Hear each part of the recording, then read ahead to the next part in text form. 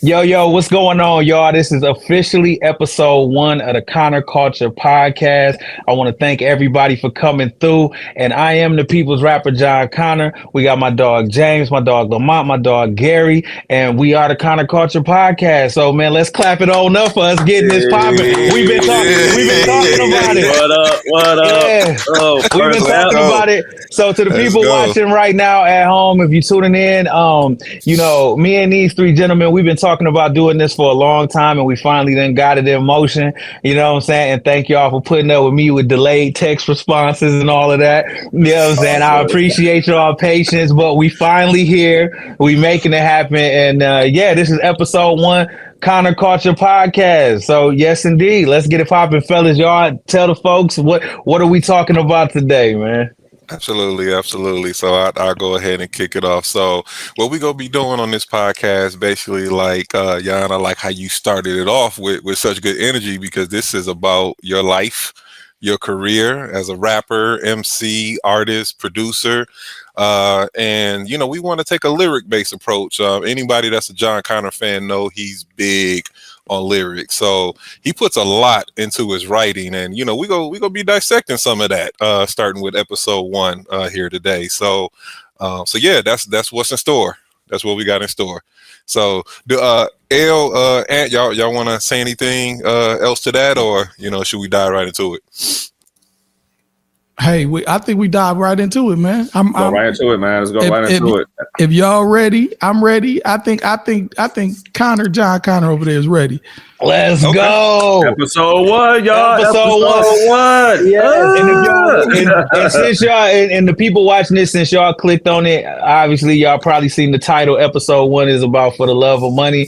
We about to do the deep dive. Is it called an omnibus? Did I say the word right? I don't know if I used it in the proper context, but we about to do the deep dive on For the Love of Money and all things that surrounded that record, man. I'm ready. Let's get it, man. Well, look, I went to public school, man, so I don't know. Somebody Google omnibus and see if I use it. So I'm the official, unofficial fact checker, right? There we go. So I had to just throw it in, and I look. So in new school, man, you starting to show your unk status, because you keep saying Google, and the YNs like use chat now. Chat Really? GPT. Yeah. Listen. Yeah. I'm 39. I'm 39 with gray hairs, baby. It's real. Oh my goodness. Yeah, but no. So I put it in Chat GPT, and an omnibus is a collection of works. For example, a book, a show, compiling multiple episodes or stories. So look, you already get some education here on Connor Culture Podcast. They know when they tune into the Connor Culture Podcast, we gonna put them on game, bruh. Who said that rappers don't got no kind of smart, no kind of brains, man? Come on, man. We Flint Town. This is Flint Town. This is Flint Town. You know what I'm saying? Y'all better not get this shit twisted. You know what I'm saying? Let's get it, man. Let's get it. Okay. All right. So you know what? Let me start here. So we're talking about For the Love of Money, right? Like tee this up a little bit more for us, Jan. In terms of the song, the album, right? Like before we go straight into the lyrics, just tell us a little bit about this project that we about to dive into. For the Love of Money, man, it has a very interesting story, and it begins with the fact that it was produced by Cardiac, and Cardiac got credits with Dre to. If I'm misquoting this, like, you know what I'm saying, forgive me, but I think with Rick Ross to Rihanna to SZA to just anybody you could think of, Cardiac then worked with. So Cardiac was hanging around Aftermath, like he was at the name of the studio that we recorded at Aftermath is called Record One. So anytime I reference Record One, I'm talking about Dre's studio. So he was hanging around Record One a lot, like and he was just giving Dre beat packs, and Dre would listen to him. And then because I was at Record One so much, I would get beat packs too. But see, I would always be plotting, man. The shit that Dre didn't take or it didn't look like he was liking, but I felt like that shit was hard. I would be like, man, after Dre leave the studio, I'm gonna ask Cardiac, can I have that? Like, you know what I mean? So from Cardiac being around so much, we ended up developing a cool bond, a cool relationship. We both found out that each other liked professional wrestling, so we would bond over talking about old school wrestling. And so anyway, so we ended up, that's just to say we ended up being cool beyond just creating the music. You know what I'm saying? He was a cool dude. You know what I'm saying? I like to consider myself just a solid individual. So it was dope. So it got to a point where he would start sending me stuff independently from what he would play for Dre. So I feel like For the Love of Money, if I can remember correctly, I feel like he played me the beat at record one, and I don't feel like nobody else was there. I feel like it was me and him, and it was like, yo, I need that. Like, I need that. Like, it was I need that. So the funny part about this record is initially I wrote the record for my debut album that was supposed to come out on Aftermath, Vehicle City. Like, so this is what I'm thinking. I'm writing For the Love of Money for me. Like, you know what I'm saying? Wow. You feel me? Okay. You know what I mean? Okay. You know, so yeah, so I'm going into this like, this mine. I want this for me. Like, this is for my album. I want for the. I'm thinking like For the Love of Money is gonna be my single for my album, Vehicle City. So I took it, and the funny thing is, the say what's up to the broke nigga at the rich party, right? Yeah. That's a hard first bar, man. So look, Right. thank you. So look, so check it out. The thing about that, and James, I can't see y'all no more. I just see me. It's all good. Oh. It's all good. Yeah, Okay, okay, so we good. Okay, cool. He gonna do that from time to time. Okay. So No, it's all good. Yeah. Now you can see us. Now you can see us, right? My Okay. niggas, what's up? What up? We still here. Okay, so cool.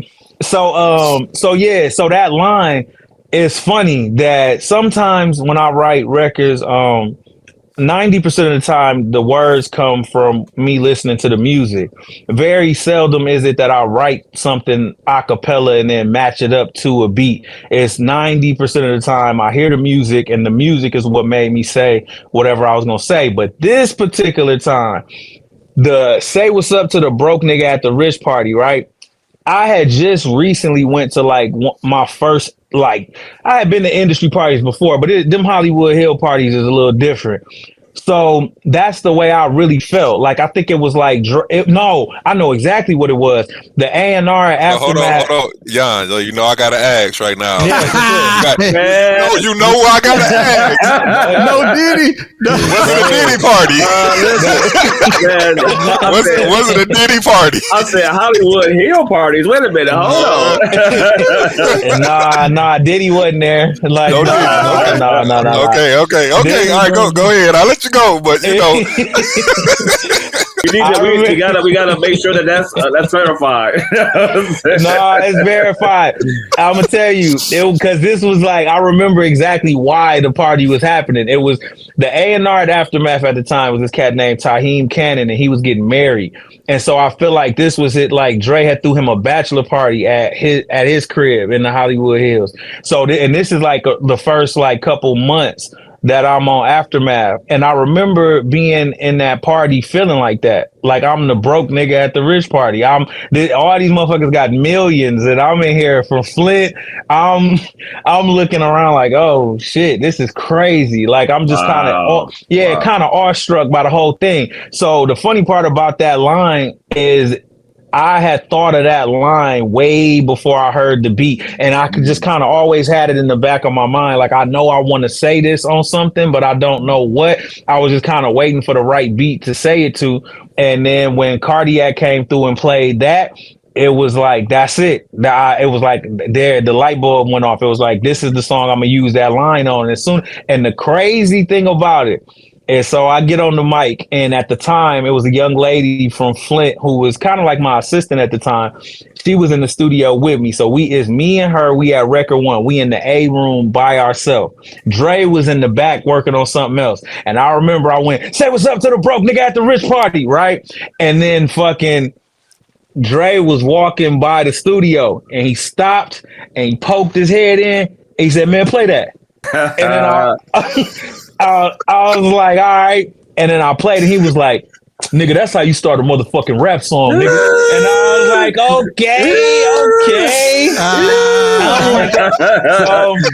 That was the origins of For the Love of Money. And then after he said that, he was like, yeah, John, I think you need to finish that. And then I was like, word, because with him, it's like if he don't like something, he not even gonna act like he like it. There's gonna be he gonna express his dislike for whatever you did in a way that you can't mistake it. You're gonna know this ain't it. But if he do fuck with it, if he do like it, then he'll give that equal amount of energy in a positive direction toward the music that he does like. So it was like when he poked his head in and said, "Play that again." And I played it, and he like, nigga, that's how you start a motherfucking rap song. And he like, yeah, you need to finish that.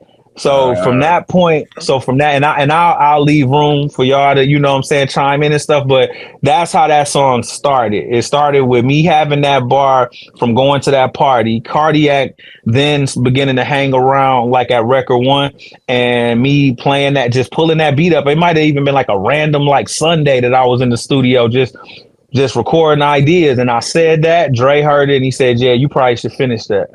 So I'm a, you know what? Since we in the lyrics, Jan, I'm gonna keep on going. So the next line here, right, is who the fuck let this nigga in?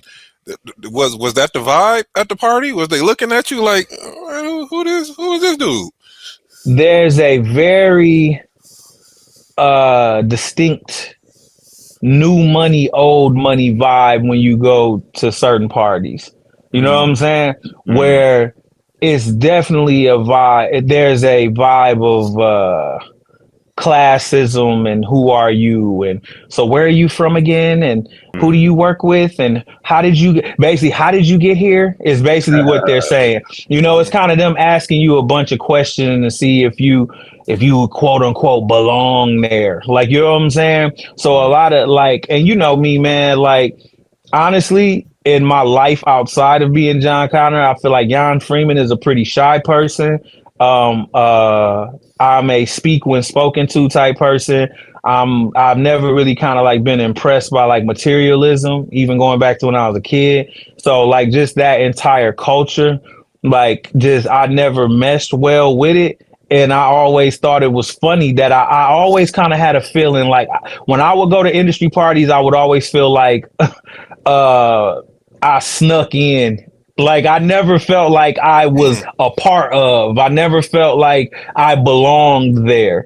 I always felt like, man, I'm a Michigan dude. I'm just a humble cat. I come from blue collar. I had, you know, a grandfather who was a blue collar dude. My mother worked her tail off for 30 years at General Motors. So it's like being around all of this, you know, lights, camera, action, even when it ain't no lights and cameras on, it's just kind of like, this shit is weird. So for me, who the fuck let this nigga in? Do it look like I give a fuck? Sorry. Like, you know what I'm saying? Was kind of like, listen, I'm here off my talent. I didn't do nothing grimy to get here. I ain't bend over to get here. It wasn't because I'm not in here because I knew the right person. I literally got here from God and my talent. And I always kind of, when I went to them parties, look like I'm not like y'all. When you go to some of these parties, and not all of them, you might go like, because, you know, you can never say that all parties are the same or all this is one way all the time.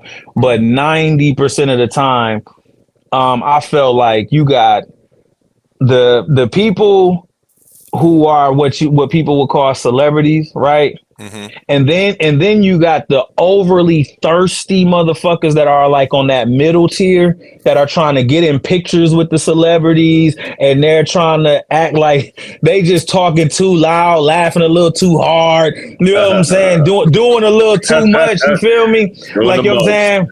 And then you got doing the most. And then you got the motherfuckers who it got invited by somebody else who probably just, you know, stumbled their way in. So it's a lot of different dynamics at these parties, man. But like for me, I used to just be so disgusted at the middle tier niggas, man, that used to be like doing the most. It's like, let me say this, man, because you being from Flint, man. Yeah. You know what I'm saying? All of us being from Flint, we can peep out that motherfucking bullshit. You know right from a mile away, bro. Man, we peep that shit so quick. You know what I'm saying? Quick. You know what I'm saying? So I always say this all the time. You know what I'm saying? If you are born and raised in Flint, if you can survive out of Flint, Flint is like boot camp for the world. Right? I agree.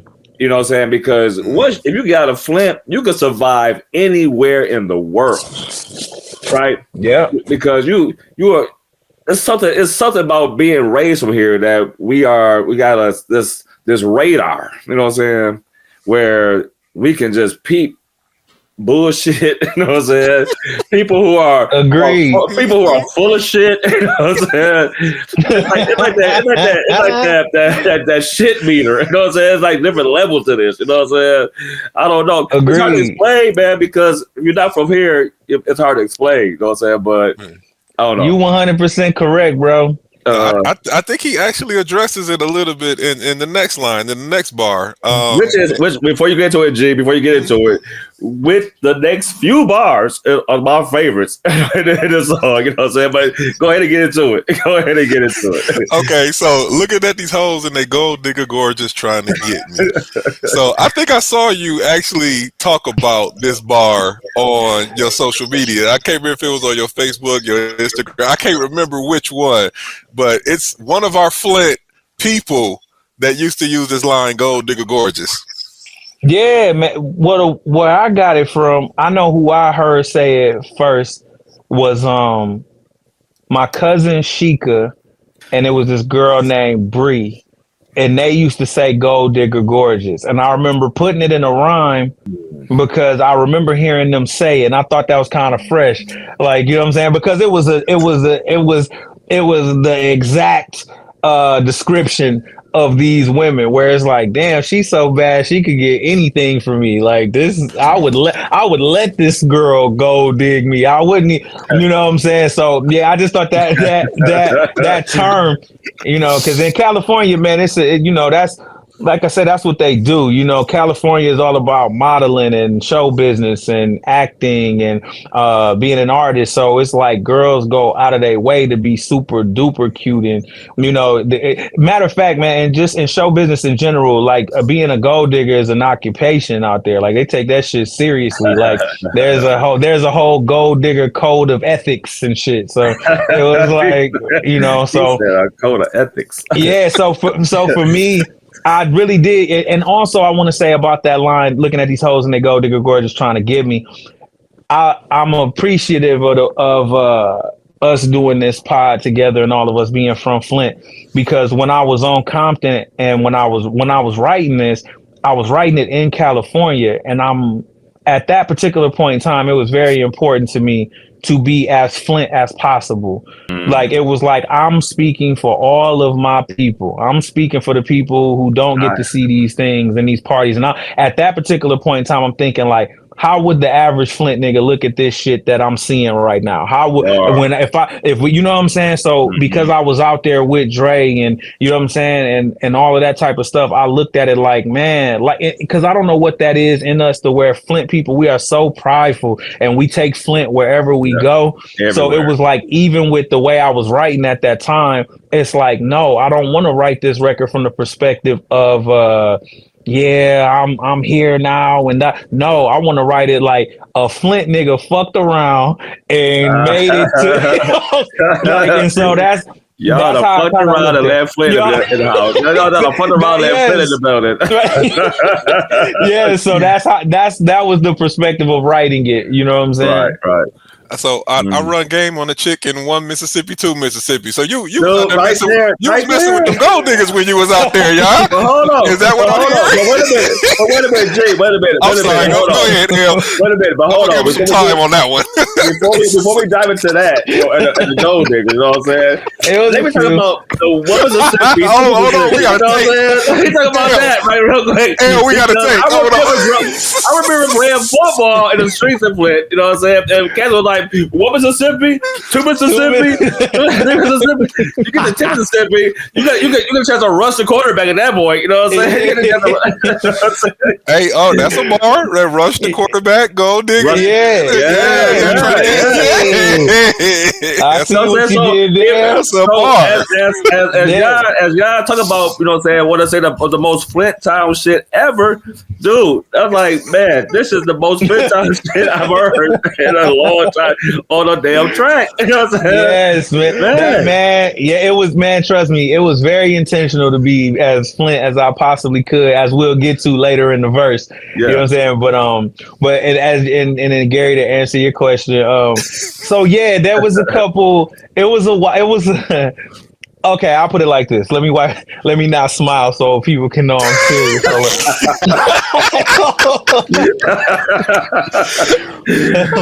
Kind of culture about to get messy up it. We about to be on shade room. All right, look. So look. All right, so you ready? Yo, dog. All right, look. I'm gonna be serious. But this is the way I'm gonna word it. You know, we all go through times where we have to live and learn. We go through life and we experience things. So when I first got to California, man, as prepared as I thought I wasn't. You know what I'm saying? You know, as gamed up as we are being from Flint, I feel like show business game is a whole different type of insane. You know what I'm saying? I can imagine. So I definitely had my moments where I dipped my toe into the hot tub, you know what I'm saying, of love with some girls that had game that was so cold that it was crazy. So I tried to run game back on it, but I quickly found if you're not raised up in that and you around these chicks that literally they mamas was gamed up and they mamas was running game on fucking NFL niggas from back in the day, and they grandmamas was running game on Sidney Poitier, and they great grandma they great grandma got stories about her and Barry White, and she grew up. You feel me? Hey Siri. Who grandmama dated Sidney Poitier? No. Harry Belafonte. Right. But that was a completely off the cuff remark. Very white family. I don't mean no harm. I was just using that as an example. But you know what I'm saying? But you feel me? It's like it's a generational thing where it's like women. I'm a first generation show business guy. Like, you know what I'm saying? Like, my father's a musician, but he'll say it that I got to see certain levels that he didn't get to, right? So it's like, but I feel like in like certain cities and states like California, LA, New York, Miami, Atlanta, like those type of places, I feel like it's generational show business people like that. It's a culture to know like certain things, and with women, I think running game on entertainers is something that's kind of passed down amongst generations. So if you think you prepared, that's why you see so many stories about like NBA dudes getting caught up in game ran on them because they fresh out the hood. They 18 years old or 19, 20, fresh out the hood in the NBA, and now you a LA Laker, and now you around these chicks who then been gamed up from generations. So I tried my hand at it, but I found, hey, I am a one woman man. I don't want no power. I don't want no smoke. That game is on another level, man. All right.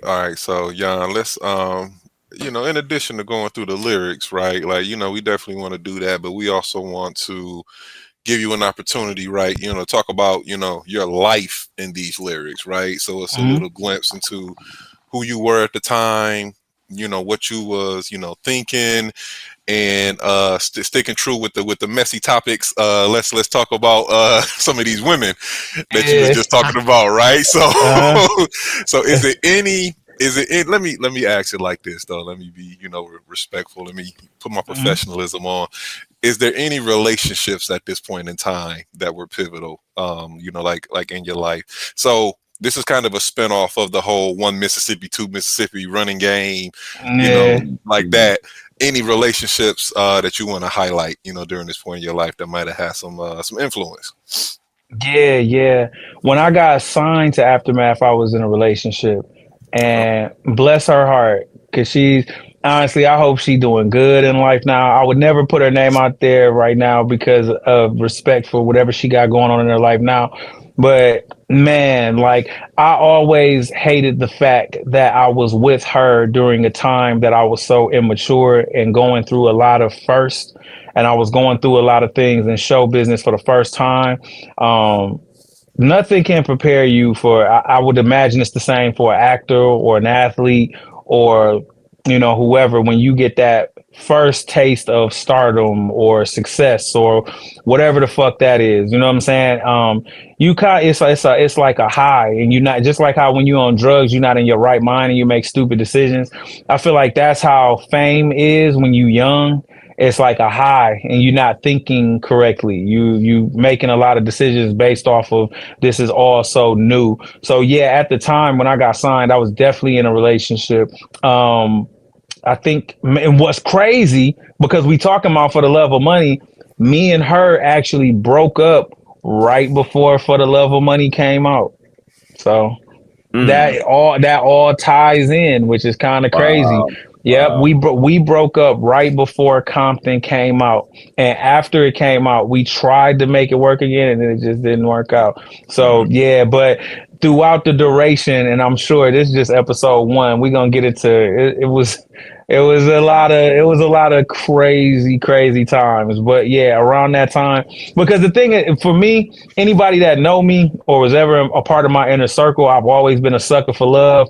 I always been like I always wanted to be in relationships. Like even being Jon Connor, like at different times when my homies would be like, I remember one time one of the homies was like, "Bro, you Bruce Wayne. When have Bruce Wayne ever had one girl?" And I'm like, "Damn, but I want one girl." I do.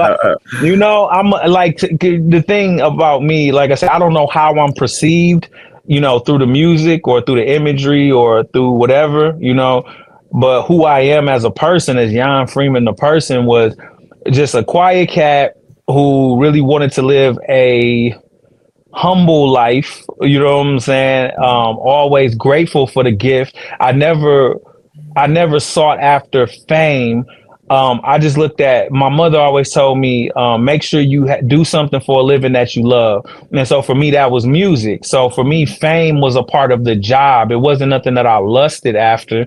Like, you know what I'm saying? It was like, okay, people knowing who I am is a part of doing music. Okay, cool, whatever. That's how I looked at it. Like, okay, whatever, it's a part of it. But it's some people that like that's the whole reason why they make music is because they want that type of adulation or admiration or adoration. You know what I'm saying? But that just wasn't it for me. So, yep, I did. I was in a relationship around that time. We broke up around the time Compton actually came out, and she knows who she is. So God bless her if she ever see this. All Yes, right. So sir. then, Yes, sir. yeah, respect. So the next line that we get in the song here, Flint nigga in the spot till they pop one and the cops come. So this the first mention that the city get on the Let's song. So go. Hey. so everybody Right. was everybody was geeked up, myself Uh-huh. included. You know, No when we doubt. first Like, heard this oh, bar, because he like, said listen, Flint. He said Flint. What's yep, the vote? Let's go. Yes. yeah. So out of all of the ways that you could have approached introducing the city on this song, right? Because you already spoke about you thought you was making this song for Vehicle City. So Correct. was you in the Mhm. mind of Vehicle City during that time, and you wanted to shout out Flint? Like, I guess what was the thinking behind the way that you approach mentioning the city to like at this spot in the song during this part?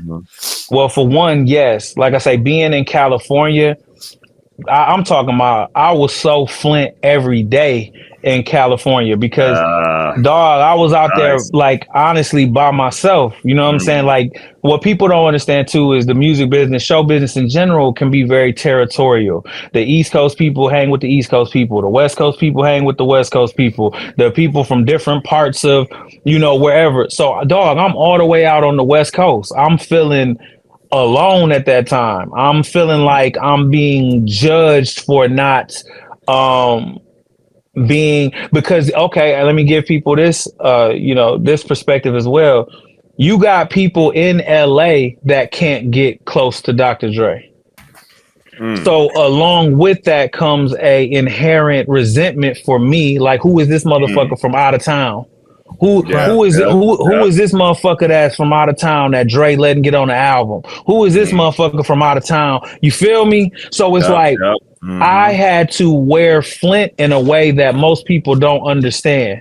You know what I'm saying? That's what I like a lot of times, and I'm sure, like I say, in episode, we're gonna do a lot of these episodes, but you know, sometime it used to hurt my feelings, dog. Like, you know what I'm saying? When I used to feel like Flint didn't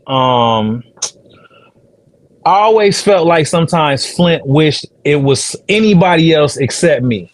Like, you know what I'm saying? And like, I always felt like Flint felt like anybody but Jon Connor. Like, you know what I'm saying? Like, I felt like that. Why? Go ahead. Wow. Because I felt like, okay, during my time of coming up, I felt like there were two Flints. There was the Flint that I saw y'all at, like the Lunch Studio, Beans and Leaves, all that, right? And then there was the JBs, Monas. You feel me? You feel me? Yeah. Like it was two, and the more vocal Flint people was the JBs, Monas. You know what I'm saying? Right. So it would be like whenever conversations would come up about Flint artists, it would always seem like Flint people was going out of their way not to say Jon Connor. Like, you know what I'm saying? It would be like, just over the years, it was like a lot of people where when I was on the come up, it was like, dang, like, okay, like, all right, I guess I'm just not here. It was like I watched other artists get like celebrated and put on a pedestal and all of this other type of shit. Not to say that like I'm not a whore for that, but it was just like, damn, I'm from Flint, just like whoever else from Flint. I get that same type of love. You know what I'm saying? So I'm gonna ask this question: like, do you think that, you know, I know a few Flint rappers that came out and they got that clout and they got that prestige and they got that fame, and you wasn't really on that particular vibe, you know what I'm saying? And you wasn't hating on them, you know what I'm saying? Nobody's hating on them and what they do. But do you feel? I'm thinking. And correct me if I'm wrong. You know, were you feeling that they wasn't really feeling your message that you were delivering in your rap? You know what I'm saying? Like you know, he's from Flint, but yet, you know, he's not that Flint kind of vibe that we're accustomed to listen to. You aren't talking ignorant enough. There we go. I didn't want to say it. I didn't want to say it. I was trying to say what I was saying it. You know what I'm saying? But there's one person on this call that went to Northern, so he can say that. So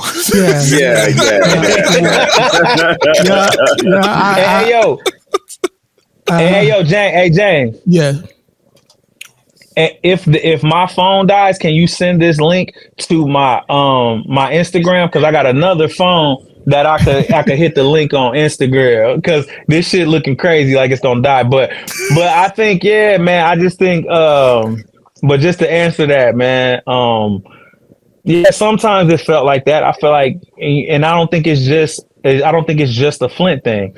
I think just like you got two Chicagos, right? There's the Common, Kanye, Chicago, and then you got the drill music, Lil Durk, Chicago. You feel me? Right. You got the you know what I'm saying? And I don't. Yeah, the Chief Keef. You got, in Atlanta, you got the Young Thug. You got that Atlanta, but then you also got the artsy side, the Prince lyricism Atlanta. Killer So Mike. I don't think it. Killer Mike, you know what I'm saying? So I don't think it's just our city. I think it's our people. You know what I'm saying? Just in general, that for whatever reason, and I don't want to just say that we gravitate. Yeah, maybe we do. I think we gravitate more. Just humans gravitate toward negativity. Like they say, bad news spreads faster than good news. You know what I'm saying? So I just know, yeah, it was certain times that I did used to feel away because, like, I felt like I was repping for the crib. I was repping for the city. And so when I got to Aftermath, it was like, people don't know I had to rep for the city like on levels that people could never understand, like because I'm playing a away game being in California. You know what I'm saying? Like I'm in California where I can't even imagine, like, I'm gonna say, like, just being out there. You know what I'm saying? You from Flint, right? And you out there by yourself. You have nobody out there. You know what I'm saying? Really from where you at, right? And you got cats that live out there in Cali. Right. You know, and they all clicked up for a better term, I guess. You know, they clicked up. Everybody all clicked up around you, right? And you are this outsider. Yeah. And you're like, man, where do I even fit in? I'm out here with Dre. Dre got me out here, right? But yet and still, right? But yet and still, like I'm surrounded by all these people. But yet I feel alone. That's crazy, a fact. Man. That's a crazy fact. I'm out there like there around. So it's like the way I say it is like I joined a program already in progress. Welcome back, y'all. Yes, welcome back, y'all, to episode 1, part 2, the first episode of the Connor Culture Podcast with my dog, James Anthony, my dog, Lamont, my dog, Gary. We back. And we just wanted to let y'all know what was going on because we all got on different clothes. So when y'all see the edit and everybody that's why we had to film part 2 because my phone died. That's my bad. Players fuck up, but we back. No doubt. Players fuck up because when we left off, we was talking about being a player. There it is. Look at that segue, man. Come on, man. It was the perfect segue. So we about to get into the next line of the song here. So we got our first mention of the city of Flint. Actually, I think this is the first mention of the city of Flint on the Compton album in general, but it's also the first mention inside of this song. So Flint nigga in the spot till they pop one and the cops come. What was you thinking about during this time? Like now, actually, you know what? Let's bring them back a little bit because when you was originally writing this, you was writing it from the perspective this was gonna be on the Vehicle City album, right? So did you have that mindset going into this line? Yeah. Even with writing that line, the album that I was working on at the time, you know, I was under the impression it was gonna come out on Aftermath Interscope Records, so I knew that this was gonna be the most the broadest audience I was ever going to be able to speak to.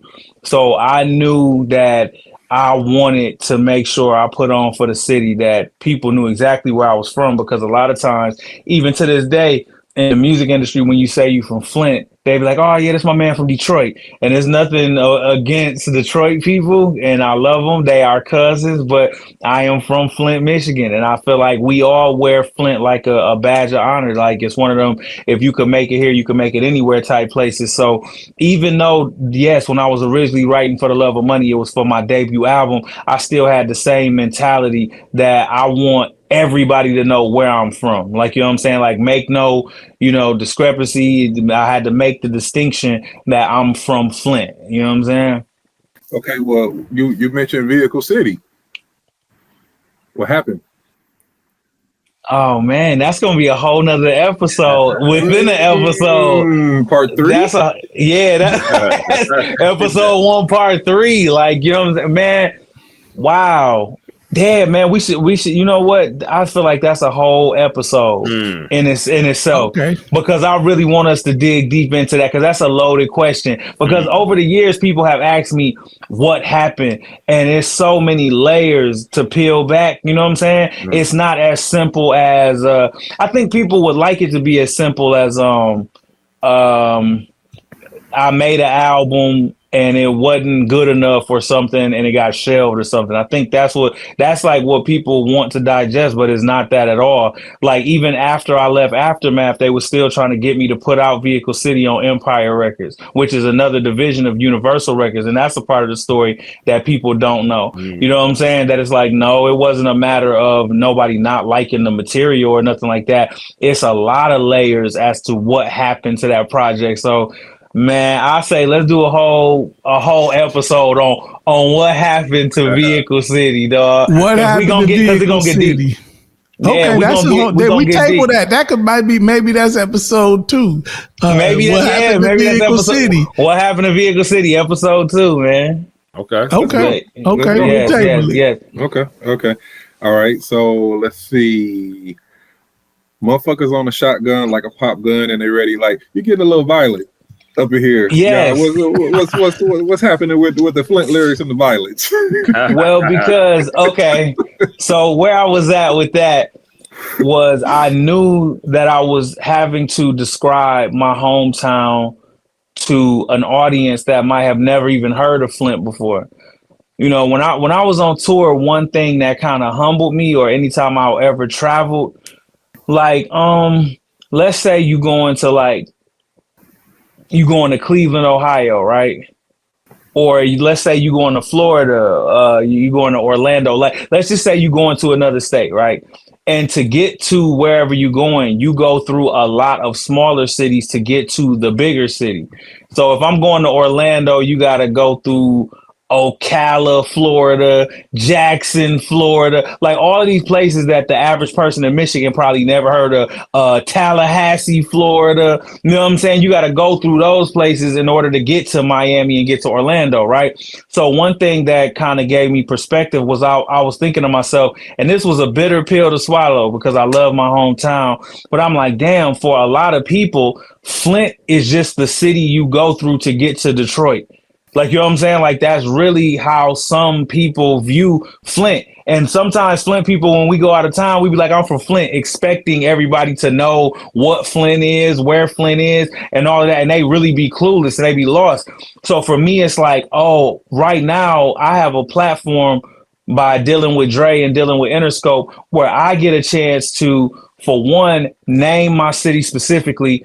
Two, now I'm responsible for describing to them the atmosphere that I grew up in. You know what I'm saying? It's not like, you know, we didn't heard Compton's story a million times. We didn't heard Chicago's story a million times. We didn't heard every borough in New York story a million times. Much respect to all of them. But I'm just saying within the realm of hip hop, if you close your eyes and think about New York, I feel like Nas painted that picture for you. Jay-Z painted that picture for you. It's been so many artists that have painted the picture of New York City to where it's respected all around the world because of what they did with the music. So because I was coming after the Dayton family and MC Breed, there was like a gap of time between them and me. So I kind of took on the responsibility of feeling like I have to reintroduce Flint to the world. I have to explain the atmosphere of Flint. I have to explain like, well, okay, he just said Flint nigga in the spot till they pop one and the cops come.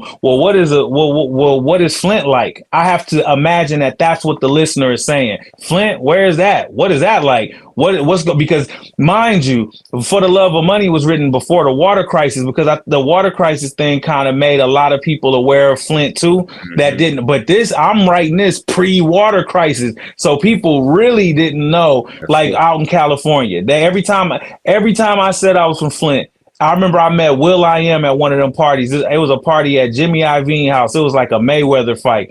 And will.i.am was there and Dre introduced me to him and he was like, yeah, this my nigga from Flint. And then will.i.am was like, hey, what's up? What's up? And then some other dude walked up and will.i.am was like, yeah, this Dre's artist. He's from Detroit. And then he seen the look on my face and he was like, I'm just fucking with you. And I'm like, nah, dog. like, nah. But you know, right. Even though he was joking, that was the sentiment that the industry had. Like, I'd say I'm from Flint and they would kind of be like, yeah, nigga, you from Detroit. Like, you know what I'm saying? It's like, nah, I'm not. I'm from Flint. So it was important to me to not only say the name of Flint, but to start planting the seeds, to laying the foundation, to describing the environment that I came from in Flint. So you really went like even deeper into the Flint bag here, because Civic Hood nigga, I'm a North Side nigga till I'm gone. Talk to him about Civic Hood. Talk to him about the North Side of Flint. Okay. Yes. What up to my Civic Hood niggas? Y'all know in Flint, man. You know, sometimes I get excited by these things that we talking about, and as an Aries, my mind will jump everywhere. So I got to calm down and just focus. So the Civic Hood, this is the Connor Culture podcast. This ain't the Calm Down podcast. right. Yeah. Okay. So the Civic Hood nigga, yes. Going deeper into Flint and our culture. Yes. Like I grew up a fan of. Well, when I started becoming a fan of hip hop, I loved how, like I said, referencing Nas and Jay-Z and Capone and Noriega, they represented their boroughs. And long before I had ever been to New York, I knew what a borough was because of them.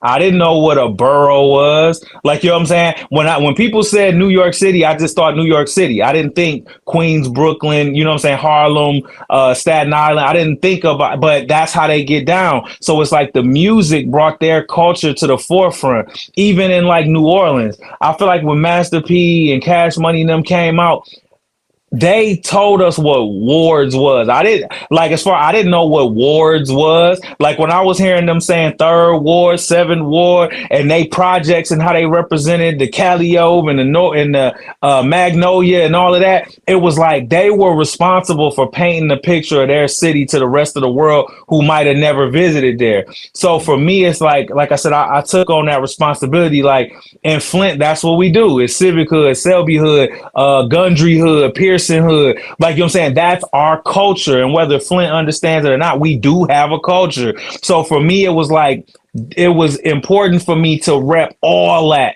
Like, you know what I'm saying? I'm not just from Flint, and then I'm gonna show y'all how we get down. We rep our hoods. I'm a Civic Hood nigga. That's where I'm from. So now when somebody from Flint is in Atlanta or they in New York or they somewhere, and a New York person or LA person be like, what do you mean Civic Hood? Now it opens the door for Flint people to tell our culture. Like, yeah, back home, that's how we represent. You know what I'm saying? And then that becomes exciting. Like, oh, well, what hood you from? And then they get it gives you a cool way to open the door to start talking about our culture. You feel me? Just like my home guy, y'all know Tanae. Oh yeah. Yeah, you know, we know Tanae. Yo, Tanae told me she went to New Orleans one time and a dude took her to the Magnolia and she was like, Deucey, it was the scariest thing ever. So, but as a tourist, she wanted to see the Magnolia because she had heard about it in the music. So I felt like, okay, I get this big platform to create that for our city. Somebody gonna drive through front and be like, man, so is this Civic Hood? Where am I at right now? Is this Selby Hood? Is this, you know, it was like, that was really important to me to not only just say the name of Flint, but to bring our culture, our slang, you know what I'm saying, the things we talk about, like just everything about what we do. I really wanted to put that on the biggest platform, period, man. So do it for the ones that's in the what's hood, up. like kind of go put the city on. So so you still in that same mind frame when you write The whole verse, right yeah. here, right? Yeah. Okay, I'm with you. So there's like this transition that you do next, you know, kind of in the song, and you switch up the flow. Mm-hmm. Right. So, you know, live for my hood. Well, hold on. This like, for my city, so this for my block. Ride for the hood, got a feeling like okay, Fox. so That's the next one. That's the next one. But I'm curious about the pop part, right? Like, are you in the West Coast? Did you want to go from like a Flint to like a West Coast kind of shift? Like, was this like let me give a little nod, real quick, since I'm on the West Side riding this, because I was like, where the Pac reference, come from? It was the fact that I was in the West Coast. I was fucking with Dre, like, you know what I'm saying? And also, Pac was always talking about riding, you know what I'm saying? So when I said the word ride for the hood, got me feeling like Pac. So it was like all encompassing. It was, I'm riding for the crib. I'm working with Dr. Dre. I'm on the West Coast. So now I'm literally in the same position that Tupac was in. You know what I'm saying? Mm-hmm. Okay, so we still going through the lyrics. So I ain't got shit, but I still feel good. Nigga can't take what a nigga don't got. Yes, bro. That one is pretty, man. I would say that's the most honest that I could be, man. Ain't got shit, but I still feel good because that was real. People don't understand, man. Like when I was grinding all those years, it was like I put everything into music. Anytime I ever got money, it went into buying more equipment. And when I was a studio rat, you know what I'm saying? Like that's why, like when it was a lot of times, like when I was coming up in Flint. Like it might be people that be like, man, I ain't never see that nigga in the whatever the case. But it's like because I was always in the house making music. Like, you know what I'm saying? Everything I ever did was about music. So it's like when I got to Aftermath, I wanted to just broadcast that loud as I could.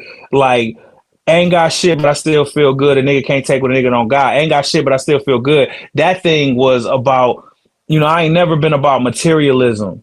And every dollar I ever owned went back into the grind. So that's that part. Nigga can't take what a nigga don't got. And it's like I knew I was going into an industry where everybody getting robbed for their money, like, you know what I'm saying, and all of that type of stuff. And then the other part of it was I was looking at it from the perspective of like talking to the listener. If you riding through Flint and you ain't got shit, you can't take what you ain't got. Like, you know what I'm saying?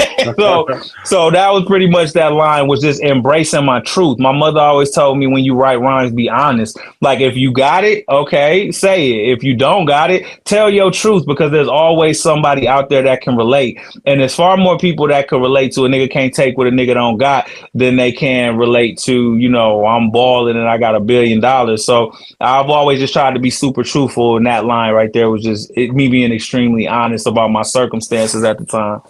That's cool. All right, so go hard in the paint. You can tell them post up. So basketball reference we got going on here. I think everybody probably know that's listening to Counterculture what post up is all about. But I don't know. I mean, I know I heard it in Flint growing up playing like pickup ball all the time. Man, like post that nigga up. You know what I'm saying?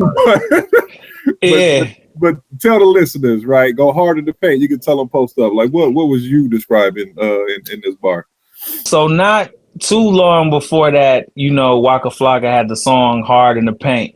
Like, you know what I'm saying? And then everybody was, man, I'm about to go hard. Kanye and Khaled and T-Pain had the song I Go Hard. You know what I'm saying? So just going hard in the paint at that time was just, everyday talk. So, tell them post up. Like, I'm going hard. Like, I ain't come here to stop. I ain't come here to BS. Like, this what it is. It's like through that verse, it's like I just explain where I'm from. And now I'm explaining to the listener, like, this is what I'm about to do with my opportunity. I'm not about to let up. I ain't about to stop. And so anybody who think they nice or who think they on the same level with me, then come on with it. Cause I ain't come here to be second best, was pretty much that line. So it looked like on this next line, man, you ran into it made me think about that verse that 3 Stacks got on Elevators. The guy stopped in the mall the other day, heard a call from the other way. Somebody basically coming up to him talking about like, yeah, man, I remember you from high school, man. Let me hold something. Like this. So homie in the hood, like, let me hold something. So so during this moment, right, you make the aftermath announcement, right? Like everybody see you at the party and Dre. Like, how often are you getting those let me hold something phone calls? Yeah, that was definitely happening a lot, bro.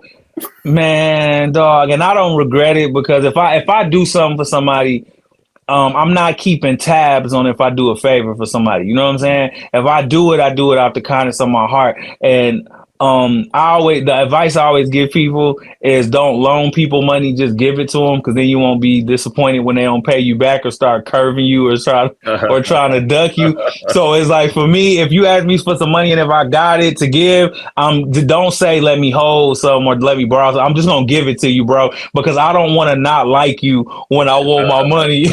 And you start curving and ducking me. So in my life, you know what I'm saying, it's just like, fuck it, they can have it. But I got a lot of those calls. I did, bro. I was very irresponsible when I first got, like, irresponsible in the most big-hearted, kind, loving way. I was paying niggas child support off. I was paying chicks credit card and student loans off. Dog, listen, Man, you heard I made a. all these I know. All these brand new cousins. All these brand new cousins. And I'm trying to be a good dude. And here's the thing. I needed people around me at that time that had financial literacy. I hear that people talk about financial literacy a lot. Like, I know when I first got my deal, I was totally financially illiterate. So it led to me, like, for real, just all my life, I always looked at myself like, if I ever get in position to help people, I'm going to do it. But then you got certain people that manipulate that help and turn that into just kind of, just leeching off of you. But I just remember, like, yeah, homie in the hood, let me hold something. So did I get those calls? I did. And when I did get those calls, I did my best to try to help people the best I could, man. So, but I learned, it's a lesson learned. Growing up, my mom's always told me, like, if somebody do you dirty over money, consider it you just bought yourself a lesson. You know what I'm saying? Like, you just bought them for however much they did you dirty for. You paid that so you could know the truth about them. Now, don't ever buy that lesson again. Like, you know what I'm saying? So I don't regret nothing, but I bought a lot of lessons. So when homie in the hood said, let me hold something, I was letting a lot of motherfuckers hold something back then. Okay, so the same cat that was holding something, is that the one that was your man in the hood talking all that shit when it ran up on him, little buddy froze up? Them the same cats. Oh man, that's still me painting the picture. You know what I'm saying? So this a different homie. You know what I'm saying? So the one homie asking for something, and the other homie in trouble. You know what I'm saying? So we still at that point, we just painting the picture of Flint still again. It sounds like them could be the same niggas, but we're gonna go ahead and let you have them. So on this next part again, right? So stylistically, if people listening to the song, I feel like it's another flow switch up, here too as well, right? So you actually might have to say this part. I don't know if I'm gonna do this justice. Come on with it. No, that's what we here for, baby. Let's go. He's about to give you a try. So all they be talking about ain't saying nothing. Niggas be talking that ain't what they want. It's something like that. I'll let you do that, man. Go ahead. Let me see. Should I put on the Jon Connor voice when I spit it? Niggas be talking that ain't what they want. Niggas be talking. Yeah. So that part. Yeah. That part. Yeah.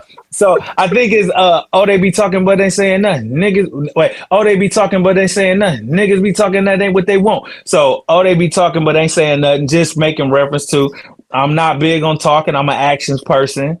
They be talking but ain't saying nothing. Niggas be talking that ain't what they want. Okay, right. So then after that, niggas be talking that ain't what they want. So just a lot of fluff in the rap game. A lot of people just talking and not really about what they say they about. You know what I'm saying? Okay. So I mean, I guess that fall right into the next line too, because ain't no fake shit around here. Cause my nigga, I can't tell you like you say it, man. I got you. Hold on. Ain't no fake shit around here, cause my nigga, my city gets really as the fuck I be killing it. Yeah, let's go.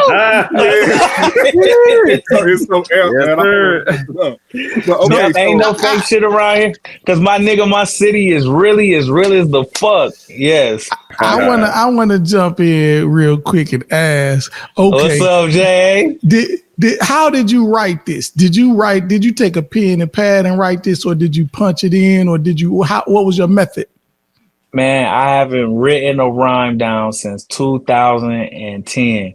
So my method since 2011 on has been the same way. I sit in front of, I hear the music, the lyrics just start coming, and they come to me as like, first I'll hear the rhythm of the cadence, and then I'll start mumbling it, and then those mumbles will start becoming words. And then, like, I'm a music dude, so like Gary referenced, how the flow is changing. So it's like my flow is changing every 4 bars of the joint. So it's like I'm literally feeding off of the energy of the music itself.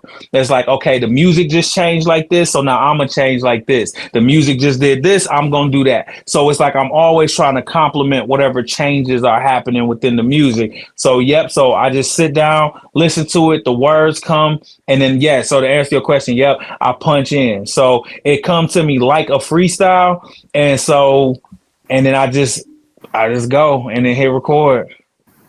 Oh shit! And I'll give you a little story on that since you asked that. This is a true story, and this is what the Counterculture podcast is about. The details that people don't know, right? Right. So no doubt. So check. It's a cat that worked with Dre named Mark Batson. Shouts to Mark Batson, super talented dude. He did produce for like Alicia Keys and Dave Matthews, man. I'm talking about the whole spectrum of music. Like, dude is just super, super talented. Man, I watched him play the piano one time. It was his hands was moving so fast that shit looked like in real life, it looked like somebody hit fast forward on his fingers. Like, it was crazy. But he gave me like one of the illest compliments that anybody could ever give me. He was like, and this is true, and he said it. So if you ever see this, you know what I'm saying, Mark, you said it. So and now I'm saying this with all love, and he said it, so I could say it. So fuck it. He was like, he said, "You're the dopest rapper to ever be signed to Aftermath." Wow. And I said, and then my response was, "Get the fuck out of here." I said, "Bro," I said, no. He said, "No, you are." I said, "Why you say that?" He said, "I've seen everybody that has come through here." He was like, and he said, "No disrespect to them." He said, "But when Marshall works with Dre will give him a beat. Marshall will write to it on his own and then let Dre hear it after it." He said when 50 was writing songs like with Dre, he said 50 would write the records, Dre would leave out, come back. He said, "You're the only rapper I ever saw that has no pen, no paper in front of Dr. Dre. And he just, everything you're saying, he's like, that's it." So that was like one of the highest compliments. So just sharing that story because you asked me about my creative process. And I always took that to heart that Mark Batson said that to me, because like he worked on like all of like the big Aftermath projects, but that meant a lot to me. Like, and that's something that I kind of like, the way I record is the way I record. I'm not trying to impress nobody. I'm just doing what I do. But it was really cool to hear that because that's how it would be. Dre would be sitting at the mixer. I would have the microphone right by him and I'd be doing what I was doing. And everybody almost was like people was waiting for Dre to tell me no, or that ain't it, and he never would. It would always just be 2 thumbs up. Like, That's dope. Word. Okay. Well, look, we about to get back talking about these chicks again. Yeah. Come on, let's go. Let's go. This next bar is you loving that bitch. She get hit in the truck. You say you we back in Flint, dog. We back in Flint. Is there a story behind this? I mean, bro, there's many stories, bro. So look, it's 100 of them, huh? Bro. So look, growing up, man, my cousins was like the cool kids, man. Like I had a cousin that went to Carmen, my cousin Jay Swift. Then I had another cousin that went to Southwestern, and then I hung with some cats that went to Central, right? And these dudes was the dudes that was playing the sports and getting the girls and all of that type of stuff. So prior to me even being Jon Connor, I was seeing them live a certain lifestyle, you know what I'm saying, before I ever even got on. And they was living like rock stars long before I became a rapper. So it was just like, I definitely seen a lot of wild stuff. And I definitely seen times where it was chicks that dudes would be in love with and my cousin knocking her down in the whip. Like, you know what I'm saying? So these are things that I seen. So nothing was fabricated.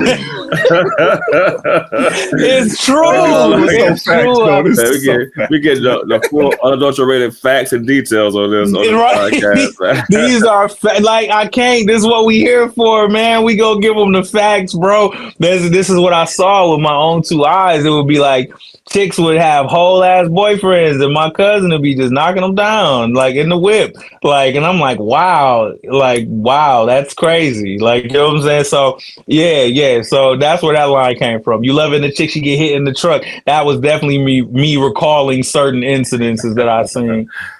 What do you think that do to a young man, like growing up too, right? Like It traumatized me, man. Yeah, like it did. Yeah. I just, you know what, y'all? I just seen Chopper for Making the Band. Y'all remember Making the Band with Ness and Babs and all of them? Yeah. And much respect to them. I've been seeing like Chopper and Fred do interviews and stuff lately. And it was something that Chopper said that was so real, Gary, that you asked me that question. He said he saw certain things involving females when he became a rapper that made him like never want to get married. It made him never want to like commit to a woman. And bruh, like you asked me like, what does that do to a person when you see stuff like that? I kid you not. I was just having this conversation, bro. I was traumatized for a long time. I grew up with two women in my house, my mother and my sister. So my respect level for women was just out of control. Like I respect women. Like I don't understand dudes that hit women. I don't understand dudes that, I just don't, anything that has to do with disrespecting women, I just don't understand it. So, you know what I'm saying? So when I got in the game, bro, and man, it will be, I don't want to call them groupies. I'll say women that were enamored with my music.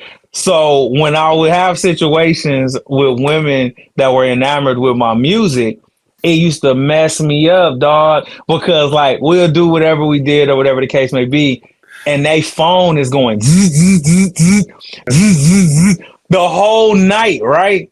And I would think to myself, wow, there's a dude in this city that loves you and you laying here with me and I'm leaving tomorrow. And I would be thinking like this dude, whoever that guy is, that's like him, like he's blowing your phone up. He loves you. You know what I'm saying? And you are risking it all for a dude you don't even know that's about to leave tomorrow. So when you say, when you ask me that question, like, what does that do? It did for a time period in my life. It really messed me up. It messed me up to the point where I didn't think I wanted to get married or have kids because I had seen the worst sides of women. I really seen it, like times being on tour, a girl would answer the phone and you could hear the dude on the other end of the phone like, where you at? You said you was going to be home. And she like, I'm in the car right now. And I'm looking at her dead in the face. So it just be like, man, it did. It messed me up a little bit, but I bounced back, man. I got saved. But at that particular point in time, man, it did. It messed me up, man. Yeah. That's. I was just gonna say I just saw just yesterday or today I just saw Bow Wow was talking about something like that. He was saying that him and his guys were hanging out and there was a not a sister but she was of a different ethnic group, but they were at a bachelorette party, and he said that she came to their room and said that she always wanted to sleep with a black man before she got married. Like this is her bachelorette party. She wanted to sleep with a black man before she got married. Yeah, and he said that at that moment. He knew he didn't want to ever get married because he didn't want to be that guy that was on the side, on the other end of that equation. But yeah, it's crazy. It is. It'll do that to you, dog. It really messes your head up. Like the things you and much love to all of the queens and beautiful women out there that's doing right. Because I don't want to just, make it seem like all women is grimy. But I'm just saying there is a percentage of women that are foul. I'm talking about like being an artist. It really messes with your moral compass. Once you see what women will allow to be done and when you see what they're willing to do, And you got to think too, it's traumatizing because, like, bro, I'm just Jan from Flint. That's the way I'll always look at myself. You know, in the hood, they call me Deucey. So I always look at, man, I'm Deucey. I ain't never lost sight of that. So when you see people or women reacting, and like I seen Tupac say at one time, he was like, I don't understand how I could be in a club 1 year and I'm too skinny, I'm too this, I'm too that. And then 1 year later, after the record come out, you just can't keep your composure. You just can't. It's like, it's a mind fuck for real. And if you don't have perspective on life, it could really mess you up. It really could. So you know it. So the last couple of bars here, it actually start to make more sense to me now. That you explain it, that you was in the mindset of recording for Vehicle City, because I'm just really realizing like how much Flint is in this verse. Mm-hmm. Like it seemed like you was really trying to make sure that the whole verse is really about Flint, honestly. Mm-hmm. Yeah. So we were still talking about the chick getting hit in the truck, and then you said.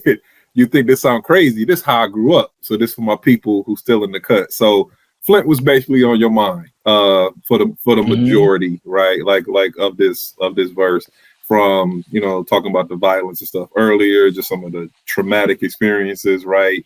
And we all have seen them kind of stories too as well. Just some foul things we've seen in terms of how some sisters can move, growing up. So that's why I actually asked that question. As well, because man, we all have seen that, too as well. We all seen it. You're describing the Flint experience, man, inside of this song right here, inside of this verse. So my only next question, y'all, is so did you have anything like as far as like how you ended it? Let me say there, as far as this thing, you think this sound crazy, this how I grew up, so this for my people is still in the cut. Anything you wanted to mention there before I ask the next question? That it just came full circle. That through you breaking down the verse, as I'm sitting here with three of my Flint brothers, y'all understand now that was all I was trying to do with that verse, was be so Flint that I wanted to be unapologetically Flint while I was in California. Because like I say, I felt like every day I was out there, I was playing an away game. So for me, it was like I needed to rep for the crib. And so I would like to say that it just came full circle. That statement that you just made when you said, man, as I listen to this verse now, it's like this whole verse was about Flint. Yes, from saying Flint to saying Civic Hood to talking about things we saw with gunshots and all of that, to talking about the females, to talking about being broke at a rich party. Like that's the mentality like of Flint. We come from humble beginnings. So anybody from Flint, no matter how successful you are in Flint, when you start going to like these billionaire parties, there's a humbleness and there's a blue collarness about us as Michigan people that we just don't have, no matter how much bread we got. So we'll always kind of feel like the broke nigga at the rich party, no matter how much money we get as Michigan people, because our beginnings are so humble. Our grandparents and our parents like had jobs that were blue collar. So it's like, I don't know. It's not natural for a Flint person to just start being bougie in Hollywood. I feel like you gotta, for a Flint person to start being bougie in Hollywood, you had to be like a sucker just from the beginning. Like you just always was a sucker, and you was just looking for an excuse to be a sucker. Like, but I think that it's always going to be in all of us that no matter what we do, no matter where we go, we still take that mentality of, I ain't impressed by this. Like, you know what I'm saying? Or this is nice, but y'all not about to, you can't buy my soul with this. You know what I'm saying? So I think that it all just came full circle for us to be talking about it and to be able to express that, yes, that whole verse was me trying to be as Flint as possible as I could be on a song, because I already knew I wanted Dre to get on it. So whether it was going to be on my album, but it ended up on his, I knew I wanted him to be on there. So I knew a lot of people was going to hear it. Okay, so listen, you just teed up my next question there, Dan. So the next verse is Dre. Did you ghostwrite that? That's all. Oh yeah, I was a part of. Yeah, I wrote. I know for sure I wrote. Because it's been so long. I know for sure I wrote. Say what's up to the nigga wearing all black at the white before party. before you say, can you? We don't want you to say nothing. You're not allowed to say. I don't know if you're allowed to say. You know what in terms of writing. Well, I mean, shoot, I think it's common knowledge, right, that Dr. Dre has writers, right? Right. Yeah, for sure. Yeah. Yeah, and I don't think he wouldn't trip. I think he would say it if anybody asked him about it. Like, yeah, you know, John, and you know what I'm saying? Yeah, I think he would say it. I think it's common knowledge at this point, like that Dr. Dre has writers. Not that there's nothing wrong with that. A lot of people got writers, and and the thing too, as people tune into our podcast, anything I'm saying is just truth. I'm not saying it for any other reason other than this is what happened. You know what I'm saying? So right. I know you wouldn't be saying it like in any type of bad way, but you know, I know sometimes they have those contracts that say when people have like you can't cease and desist or shit like that, or you can't say that you wrote it or whatever. You know, well, I ain't never signed nothing that said I couldn't say that what I wrote. So okay. I knew G was about to go there because on the next verse when Dre started rapping, I'm like, man, Dre's flow. So I was like, Jon Connor. You know what I'm saying? I'm pretty sure Jon might have a hand in the writing piece, right? Man, I want to play. One day I'm gonna play y'all. I'll probably send it to y'all. That the verse that he wrote, he spit it on the version that came out. That's like the 5th version of that verse. I could send y'all, because I still got the rough that I originally did where I'm rapping in Dre's voice so he could hear what I wrote for him. Like, you know what I'm saying? I still got it. It's funny as shit, like for historical purpose, but I could definitely let y'all hear it. Like, but as I recall, the first verse I wrote for him, I felt like was crazy, but it's a certain way and a certain flow that he likes for a verse to have. So even though the first pass of at the verse that I did was dope and he liked it, and he really liked to say what's up to the nigga wearing all black at the white party, because he literally do wear, like in real life, wear black every single day. Like, it's like, you know what I'm saying? Literally, it's the same shit. It's a long black shirt, black jeans, white Air Force Ones. That's literally what I saw dude. So much so to the point it will be like rare times that nigga come to the studio in a long white shirt and everybody would be like, what the fuck? like that shit was like it would blow your mind, because like literally like the Superman outfit or a Batman costume, it was literally like he had on the same outfit every day. It was the black jeans, long black shirt, white Air Force One. So when I wrote the say what's up to the nigga wearing all black at the white party, I'm like, he gonna love that, because it's literally all he wear every day. And I thought that line, just as defiant as my line was, being the broke nigga at the rich party, that was my way of trying to be like, you know, this is the cat that was a pioneer with NWA. This was a cat who came in the game being defiant. So it was like, even though he's this billionaire now, he's still being defiant within the realm of being a billionaire. You feel me? Yeah. Lamont was right on point with that too. I was just thinking like how that portion of it begins, or really just the whole like cadence and everything. Mm-hmm. If your verse, obviously, you know, you wrote your verse, right? So you're responsible for the flow and cadence and everything. And I was like, either John wrote this verse for Dre, or whoever it is that wrote it, like took, you know, the flow and the cadence, whatever, and then just, you know, kind of went from there with it, right? Like, you know, took the style and then just added, you know, whatever words. But you said that there's a couple different versions that you actually wrote for this, and then this ended up being the one that he went with, and they took pieces. So I always want to make sure I give props and credit to everybody. So that verse, Dre verse on For the Love of Money, and what's funny too about Jay asking me about saying it or not, you know, being able to speak on this. If you check the credits inside of the Compton album, like it's there, like, you know what I'm saying, everybody who wrote. So it was me. My man King Mez wrote a piece of that verse. Anderson .Paak wrote a piece of that verse, and I feel like my man JT wrote a piece of that verse. So I feel like all four of us wrote pieces of that verse. Oh wow! So Anderson Paak be writing rhymes, huh? Okay. Yeah. What I found out is he rapped too prior to what was his name? He had a different name. What the hell was his name before it was Anderson Paak?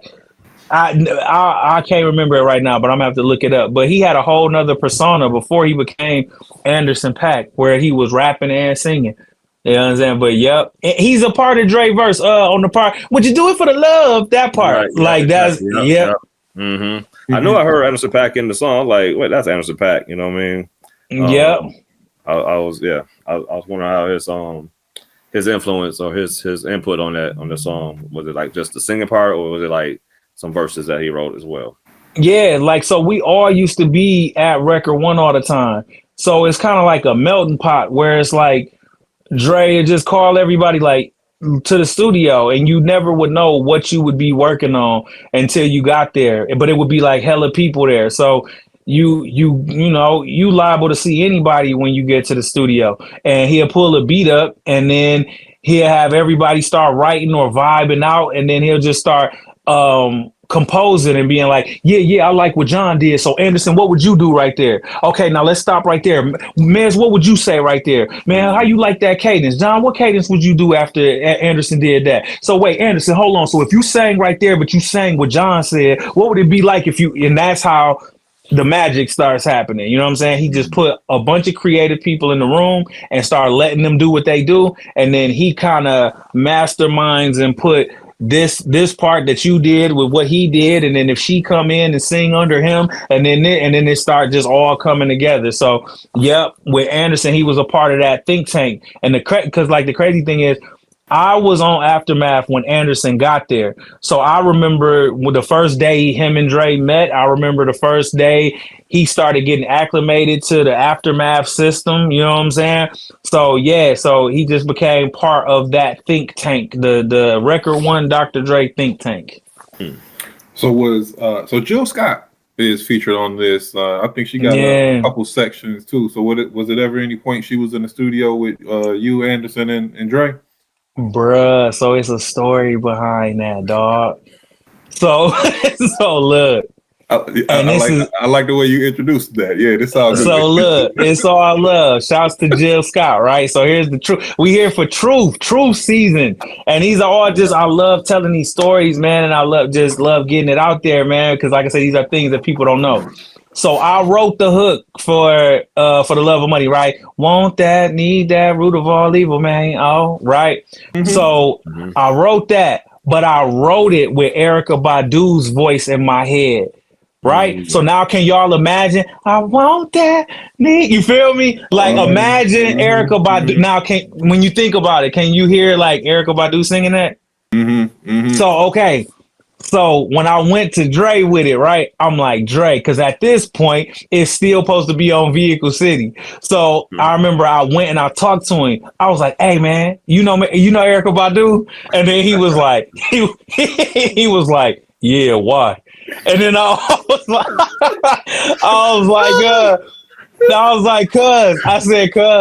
I wrote, cause, and every time you do something, like when you leave Record One, if he not there that night, you got to email him whatever you fucking did that night. So he's always aware of what got worked on, even if you change, like, even if it's something little, the engineer emails it to Dre after you leave. So he'll call you and talk about whatever you did and shit. So he called me like prior and was like, nigga, that hook money, that's crazy. Right. So when I got there, that's when I'm like, yo, I'm like, do you know Erykah Badu? He said, yeah, why? So I was like, because I said, man, I want Erykah Badu to sing the hook to that.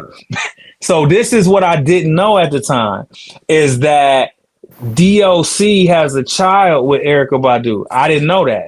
Mm-hmm. You know what I'm saying? Mm-hmm. So Puma. I think, Mm-hmm. So I think at the time, I think maybe Dre wanted to kind of stay away from that because maybe he didn't know, you know what I'm saying, what was going, like he didn't want to mix anything business with personal because you know what I'm saying. Mm-hmm. So I was like, okay, he was like Erykah would kill that. He was like, but who else you got? And then I was like, I don't know. I said, man, I really was dead set on Erykah Badu. So Marsha Ambrosia come to the studio And she was like, all right, what y'all working on? Blah, blah, blah. So we play For the Love of Money. And then Dre was like, yeah, we trying to figure out who's going to sing the hook. Because Marsha had already sang so much on, you know what I'm saying? She was doing so much. And she was like, what about Jill? What about Jill Scott? And I'm like, yo, Jill Scott. And everybody in the studio was like, yes, Jill Scott.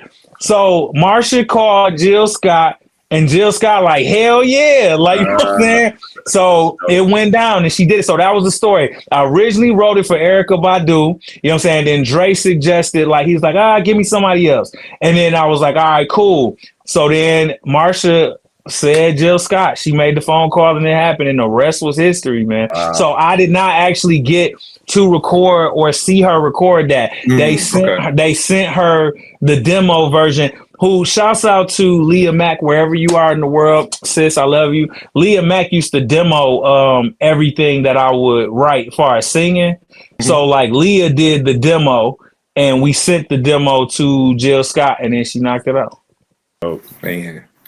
I think we got everything out of the song. Is we missing any elements? Anything? You know what? The only thing that I can think of to ask next, Jon, is when it dropped, right? Like when it released. Was because this was 2015? 15, right? So we in the streaming era. Because your career, and we're gonna get into this obviously later on in future episodes. Your career spans both eras. It's the digital platform era where everybody go to the internet and get their music. But then we remember you, right, from selling CDs, right? Selling mixtapes, physical copies, right? So that's how you officially status now. Because come on now. Because you sold CDs at one point. Out the trunk of the car, passing them out. Yeah. Absolutely. Yeah, absolutely. So when it came out, right? So this would have been on all digital platforms in 2015. Describe what was happening in your world during that time. People just now hearing the song. So in my world, for one, me and Cardiac didn't think that For the Love of Money was gonna make the album. So we was nervous all until it actually came out. I remember Cardiac called me. He was like, King, that shit ain't going on the album. I was like, yes, it is. Like, so the backstory to that, right? So, okay, damn. So this is something that we forgot to touch on, right? The question of, so how did it end up on Compton if it was intended for Vehicle City? Right? So, okay. Man, all love, because I'm great. I'm grateful. I'm super grateful. I'm just telling truths. So, man, the A&R of Aftermath called me, and I had this other song that I was working on for my album. It was called Foreplay to Climax, and it was a sample of Beauty by Drew Hill, right? So look, he called me and he like, and Ty, you know this true. So if you ever see this is what happened. I ain't making nothing up on you. He called me and he was like, hey, what you gonna do with that Foreplay to Climax record? I was like, why? And he was like, well, Dre really like it. And I was like, he want it? Because my thing at the time is I'm a team player. So if the big homie want a record, then it's like, what I'm going to say, no, like, you know what I'm saying? It's like, if you want it, you can have it. Like, you giving me this opportunity. I'm a team player and we make records like water. So, you know what I'm saying? It ain't nothing. So Ty, like, what you going to do with that Foreplay to Climax record? I said, I don't know. I said, what, Dre want it? He was like, yeah, I think he want it. And I was like, word? And I said, he want that one? He was like, yeah. He said, so what you think? I said, he can have it. He was like, for real? I'm like, yeah. So check this out. I remember telling my homegirl after we got off the phone, I said, man, I feel like he really want For the Love of Money, but they asked me about Foreplay to Climax to see if I would get mad at the idea of him taking a song from my album. So I'm like, I feel like they about to take For the Love of Money. So I get to the studio and there's a dry erase board so that when we all come into the studio, we can see the track list of the songs. And sure as shit, when I got to the studio, it said For the Love of Money featuring Jon Connor, Anderson .Paak. I said, ain't this a bitch? I'm like, yo. But at the same time, like, I was just like, I was happy that I made the album, because at the end of the day, it's only 3 Dr. Dre albums. You know what I'm saying? And point blank period, like, dude is one of the most legendary producers ever in hip hop. So it's like, you have to ask yourself, are you going to be petty about one record when honestly, like, we sitting here talking about For the Love of Money now, it's gonna live forever. You know what I'm saying? It's like that. If nothing else, that record, you know, is gonna live forever. So for me, it was like, at the time, I remember being like, dang, that was my single. But then at the same time, it was kind of like, you can make more records. At least you guaranteed a spot on on an album that I think is a classic, that people are gonna, when they look up Dr. Dre, they're going to find Jon Connor. They're going to find Flint. They're going to find this story about Flint on this song For the Love of Money. So yes, as a younger man, when it first happened and I seen that on the erase board, I also was thinking to myself, like, man, you could have just told me you wanted For the Love of Money, because no matter what song they wanted, I was going to say yeah. So the thing is, it was like, for me at the time, it was just like, dang, because now I got to go come up with another single. But at the same time, I was happy and I was honored that it was like, man, I'm just a kid from Flint that started on my mama porch, man. So it's like, to make a record that's so dope that Dr. Dre was like, man, I got to have that. You know what I'm saying? It was like, yo, then it was validation for me that it was validation for me that I know what I'm doing in the studio. Because even at the end of the record, you know how it's a guitar playing and all of that? I produced all of that. Like, you know what I'm saying? So it was like, even him not saying, no, that guitar at the end is whack. Like, it was like, no, he loved the record from beginning to end. So for me, it was like I say, it gave me confirmation and validation. And now in hindsight, it's like, I'm glad that song ended up on Compton. I really am. So is the guitar at the end a callback to Bones For the Love of Money? Yes, let's go, bruh. Yes, it is. That's why I did it. That's dope, bro. Do you see that, dog? I can't contain the excitement. Do you know how many interviews I've done, dog, about these songs, and people don't ask these type of questions, or we don't get to talk about this type of shit? Yes, bro. My sister was a fan of Bone, so I remember For the Love of Money. The original Bone For the Love of Money had the guitar at the end. So it was a callback to the original Bone one. And I'm going to tell you this too. What made it even doper, because that's how I look at music, man. Like, we making moments. You know what I'm saying? The fact that you just caught that it was a callback to the Bone one, because it was. Bro, before the record was done, Dre come in the studio, and it's just me and him in the studio. And I feel like I told this story one other time, but he came in the studio and he was like, he said, For the Love of Money. He said, you know, that was the last song Easy made while he was alive. You know that, right? So in that moment, it was like, wow, when he hears this song, he's thinking about his friend that died. You feel me? Like, for all of us, it's Bone. You know what I'm saying? It's For the Love of Money, turn up. But for me and him in that moment, it was like, for Dre, music had become about more than just getting a check because he rich already. So now it's like, it's becoming about, hey man, this was my nigga song, and I like what you did to it. And it was like, wow, like, you know what I'm saying? To get that perspective from him of like, you know, this was his cat, and he was down to jump on a version of For the Love of Money with me. You know what I'm saying? It was a moment. It really was, man. So yeah, when I saw the song, actually, like before I even listened to it, I saw For the Love of Money. That's what I was thinking. I was thinking about that sort of like the Bone song and the connection there, and then obviously the connection that both Dre and Easy had. Because one thing that we haven't mentioned yet is that this Compton album has a connection with the NWA film too, right? Because they came out like right around the same time, but it wasn't like a soundtrack for the NWA film. It was his own project, but they both came out around the same time.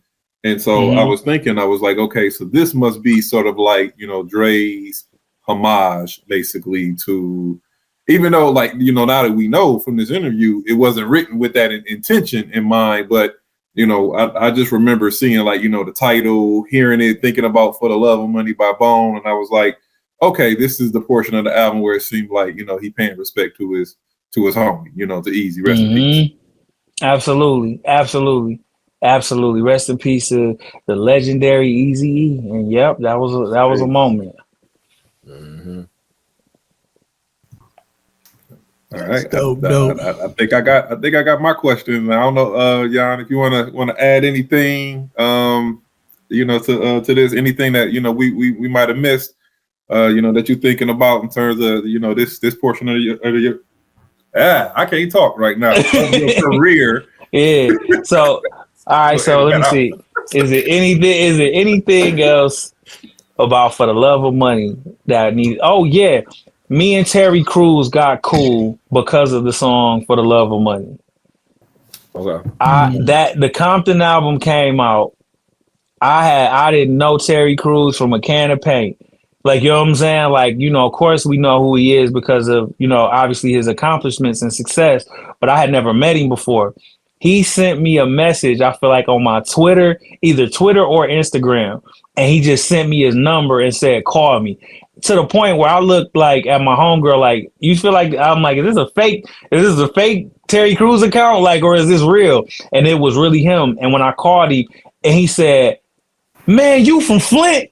And I was like, yeah. He was like, man, what? He was like, I just listened to this Compton album, and when I heard you say Flint, I jumped out my skin. Bro, we ended up kicking it, and man, I felt like for real that verse did what it was supposed to do, because in that moment, seeing Terry Crews like just light up, like the same way y'all felt, the same way I felt saying it was the same way he felt at wherever he was at when he first heard it. And I said, Flint nigga in the spot till they pop one. And he said, man, I had to rewind it.